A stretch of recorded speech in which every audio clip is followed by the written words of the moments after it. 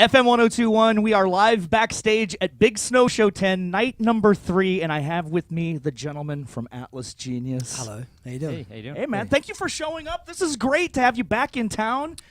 You kind of, you play all seasons here in Milwaukee. We've had, I feel like we've experienced most of what Milwaukee can give us. You were here for Summerfest. Yeah. You're here tonight. This is great. But actually, this is one of the most mildest Decembers I can ever remember being in Milwaukee. We played here once. The first time we ever played the rave was about 3 years ago, and I think it was February, and it was we had snow up to our waist. I do remember that. Yeah, that was bad. It's not. It's normally like that, but so we're lucky this year. I kind of like today. Today's super foggy and eerie outside. It's nice, right? It's kind of a good vibe for this venue. It suits with the haunted sort of. It is, absolutely. And you guys will be hanging out after the show, so you'll probably be down in that pool where it's a little haunted, I've heard. Yeah, we are toying with the idea of recording some vocal samples in there because really? It's amazing down there.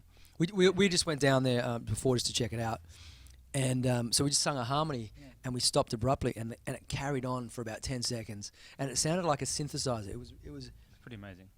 It sounded synthetic. It was weird. That's cool. So maybe we could get you guys like to do a lot of remixing anyway with your stuff, right? I mean, you have the Molecules remix EP out.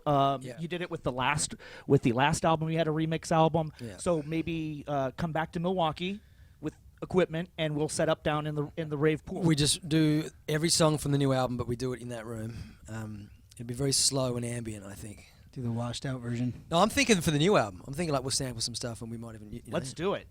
We could Can I be invited? Can I come and hang out? Of course. You can I'll bring some cheese curds and some beer. That's vegan cheese curds. Yeah.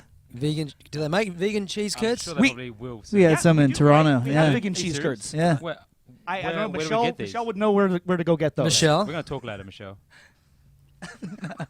This is Michelle, everybody. Michelle, hi everybody. Welcome, Michelle. We'll get them at Beans and Barley.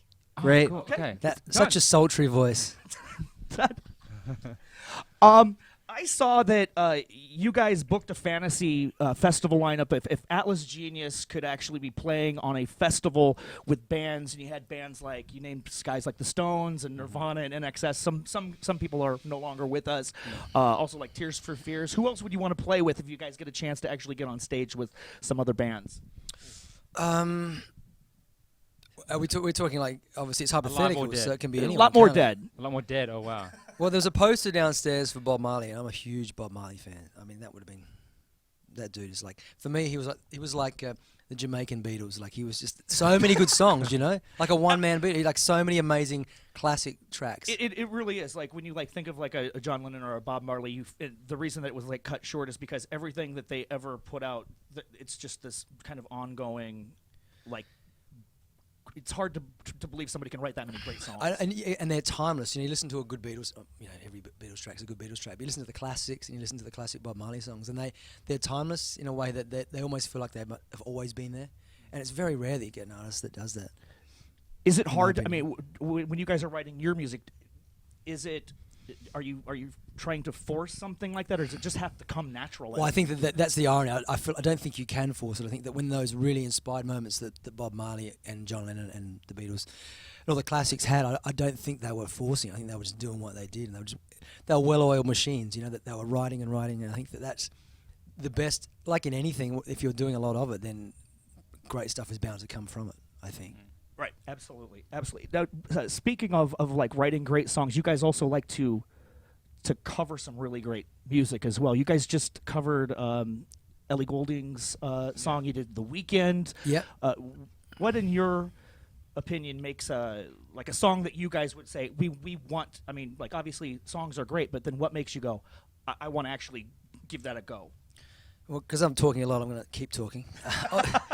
So I'm sitting here in a daze. I'm kind of hot and wearing a jacket. For me, like what it is, and I think it's the same for the boys. Like, it's Alex, our bass player, by the way. He's not in the pictures, but he makes his. You will be soon, though. So, you might be. So, thank you. Like with a cover, like it's A, is there a great song in there? And B, is it weird enough that we feel like we can change it and do something and make it our own? In the case of The Weeknd and the Ellie Goulding song, they're very different styles to what we do. Right. So the challenge is like, there's an awesome melody. I love what this song is about, but it's so far from what we do. Can we mess with this? And sometimes you mess with it and it doesn't work, and sometimes it does. There have been a few suggestions I've seen on Twitter of what we should cover. I can't recall what songs they were, but Yeah. But yeah, That'd be interesting it'd be to cool remember, actually. it would be also cool to ask the fans if they want us to cover a track. Are there bands? What should we cover, What kids? should we cover? Yes, we're asking you now. I don't know what camera we're looking at. Are there bands that cover you guys? And have you been happy with what you've heard coming back at you after you've already written the songs? Yeah, we had some covers on the first album. There were a lot of covers of Trojans. You know what was really cool is seeing bands like garage bands in Uruguay or somewhere like totally, like somewhere we've never been, and they post these videos of them in a rehearsal room playing one of your songs, and that's kind of almost the most flattering thing, to realize that you've Random reached some kids in a corner of the garage world. somewhere. Yeah. Well, keep coming back to Milwaukee because we love will. you. We love- And on anytime you guys get a chance and you want and you're in the States and you want to stop on by, we're willing to have you here. And definitely when you start working Thank on the you. new record, come back and we'll record down in the rave pool. We'll be back. Super Great. excited to see these guys tonight. Atlas Genius, Big Snow Show 10. Cheers. Thanks.